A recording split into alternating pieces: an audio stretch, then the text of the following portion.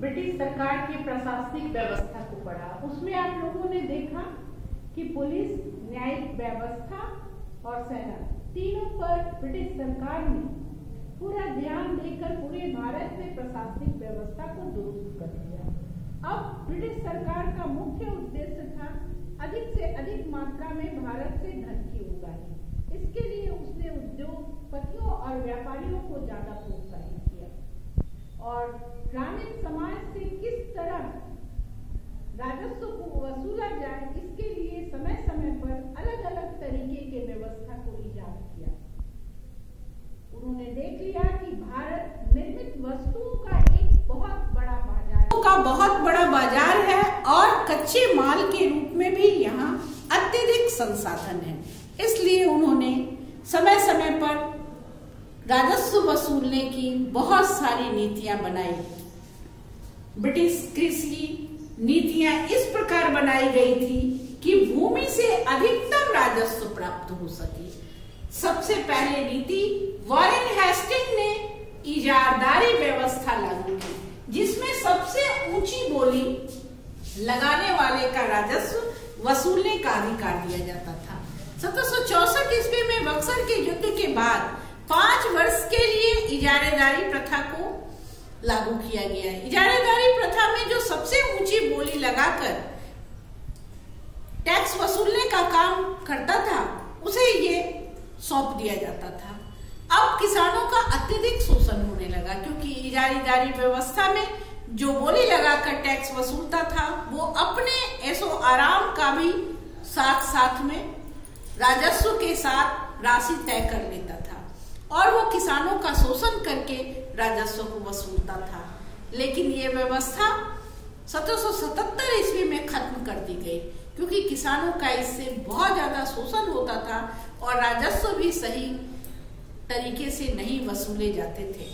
तब दूसरी एक व्यवस्था लॉर्ड कर्नवालिस ने 1793 ईस्वी में कानून द्वारा 10 वर्षीय अस्थायी बंदोबस्त की व्यवस्था की।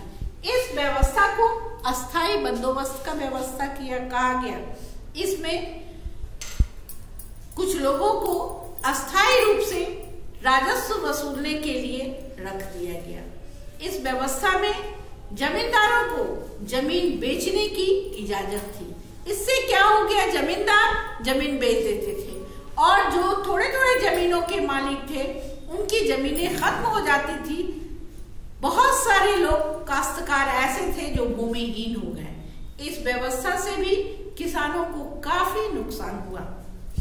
तीसरी व्यवस्था थी रैयतवाड़ी बंदोबस्त, जो लॉर्ड मुनरो के सिद्धांत पर आधारित थी।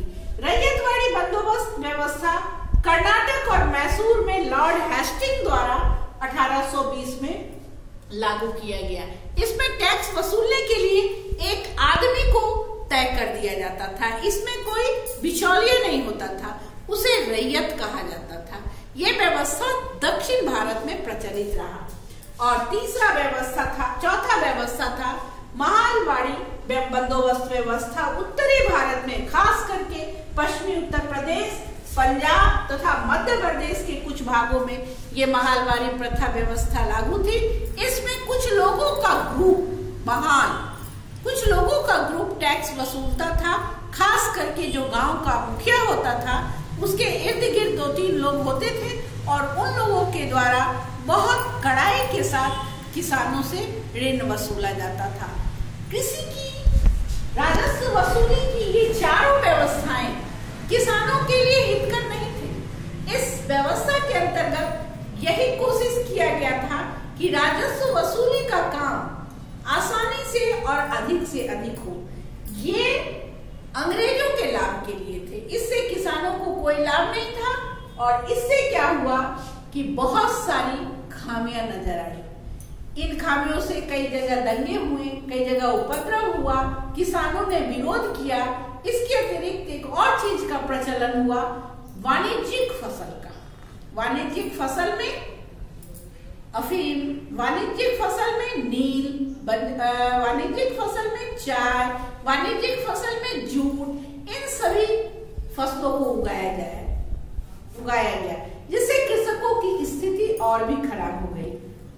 इसके बाद की सारी बिंदुओं पर हम अगले वीडियो में चर्चा करेंगे, क्योंकि आपका ये चैप्टर लंबा हो रहा है जो एक दिन में आप पूरा नहीं कर पाएंगे। Thank you.